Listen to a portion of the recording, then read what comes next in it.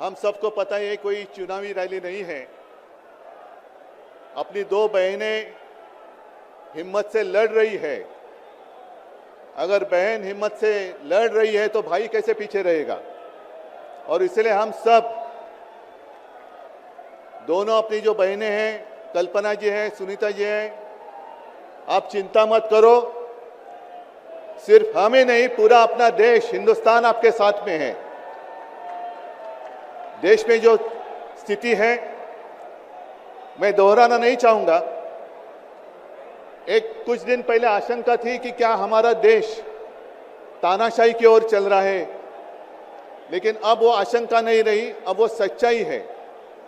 अगर बीजेपी सरकार को ऐसे लग रहा होगा कि अरविंद जी को अरेस्ट किया, हेमंत जी को अरेस्ट किया तो लोग डर जाएंगे, लेकिन उनको आज तक पता नहीं, उन्होंने अपने देशवासियों को कभी पहचाना नहीं।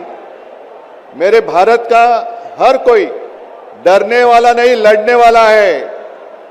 और अगर हिम्मत है तो बाकी आपकी सारी एजेंसीज हैं, ईडी, सीबीआई, इनकम टैक्स, जैसे हम इंडिया गठबंधन बनाकर सबके सामने आए हैं।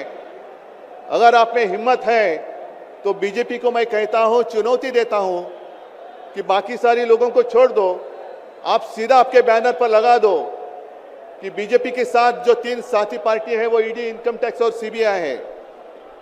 लेकिन अब समय आया है, कितने दिन तक हम उनकी आलोचना करते रहेंगे। अब तो उनका सपना ऐसा है कि 400 पार। मैं पूरे देश को आह्वान करना चाहता हूं कि एक व्यक्ति और एक पार्टी की सरकार देश के लिए खतरनाक हो गई है, और अब वो समय आया है कि एक पार्टी और एक व्यक्ति की सरकार नहीं चलेगी। पूरे देश को मैं आह्वान करता हूं कि हम सबको अब चाहिए, मजबूत देश चाहिए, और मिलीजुली सरकार हमें लानी ही होगी। देश में जितने सारे प्रांत हैं, जितने सारे राज्य हैं, उनका सम्मान करने वाली सर्वतोमुखी सरकार अगर हम लाते हैं तो ही देश बच सकता है, नहीं तो फिर आपका सवाल है, आपका भविष्य आप किसके हाथ में देना चाहते हो। हम सारे आए हैं चुनाव के प्रचार के लिए नहीं आए हैं, हम प्रजातंत्र की रक्षा के लिए आए हैं। और कैसी सरकार है, अरविंद जी के ऊपर इल्जाम लगा दिया, डाल दिया जेल में, हेमंत जी के ऊपर इल्जाम लगा दिया, डाल दिया जेल में। ये कौन सा तरीका है। इनके पास जितने सारे लोग हैं, मैं आपके सामने आने से पहले कुछ पत्रकारों के साथ वार्तालाप कर रहा था और उन्होंने कहा कि उद्धव जी अब उन्होंने इनको साथ में ले लिया, उनको साथ में ले लिया। जिनके ऊपर भ्रष्टाचार के आरोप खुद भाजपा ने लगाए थे, उनको उन्होंने वॉशिंग मशीन में डालकर साफ सुथरा नहला धोला कर अपने मंच पर विराजित कर दिया। तो आप क्या विश्वास रख सकते हैं। जितने देश में भ्रष्ट लोग हैं, उन सारे लोगों को इकट्ठा लेकर बीजेपी देश को विकास के राह पर लेके जा सकता है। भ्रष्ट लोग देश का विकास कर सकते हैं। तो ये सारी उनकी जो बातें हैं, आज जो अपनी रैली है, किसी ने कहा कि बीजेपी ने इस रैली को ठगों का मेला कहा है। क्या आप सारे लोग ठग हैं।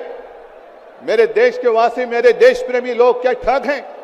ये तो भ्रष्ट लोग हैं, भ्रष्टाचारी लोग हैं जो भाजपा में है, जुमलेबाज लोग हैं। और मैं ये भी जानता हूं, मुझे याद है कि कुछ दिन पहले उत्तर भारत के सारे किसान दिल्ली आना चाहते थे, नहीं आने दिया। उनके जो रास्ते थे उसमें खिले डाल दिए, उनके ऊपर टीयर गैस छोड़ा, लाठीचार्ज किया। तो मैं पूरे देश के किसानों को आह्वान करता हूं, आप अन्नदाता हो, आप अन्नदाता हो, अन्नदाता देवो भव हमारी संस्कृति है। जो सरकार किसानों को आतंकवादी मानती है और जो सरकार किसानों को दिल्ली आने से रोकती है, तो पूरे अब समय है कि पूरे देश के किसानों को आतंकवादी समझने वाली भाजपा सरकार को दिल्ली आने से रोकना होगा। जैसे आपकी राह, उन्होंने आपके रास्ते दिल्ली आने से रोकी थी, वैसे अब किसानों ने बीजेपी को दिल्ली आने से रोकना ही होगा। और एक नारा जो मैंने मुंबई में दिया था, वो जो कहते हैं कि आपकी बार 400 पार, मैं आपको आह्वान करता हूं कि जहां से आप आए हुए हैं, आप जाओ, अपने घर पे जाओ, जहां भी जाएंगे, गांव में जाओ, लेकिन एक नारा आपको देना होगा तानाशाही के खिलाफ, अब की बार भाजपा तड़ी पर।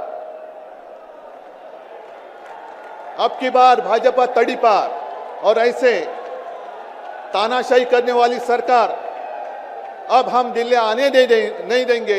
यही शपथ लेकर आगे हमें जाना होगा। और फिर से एक बार सुनीता जी, कल्पना जी, आप चिंता मत करो, पूरा देश आपके साथ है। आप लड़ाई जीतेगी और हम सब लड़ाई जीतेंगे, प्रजातंत्र जीतेगा। जय हिंद, जय महाराष्ट्र।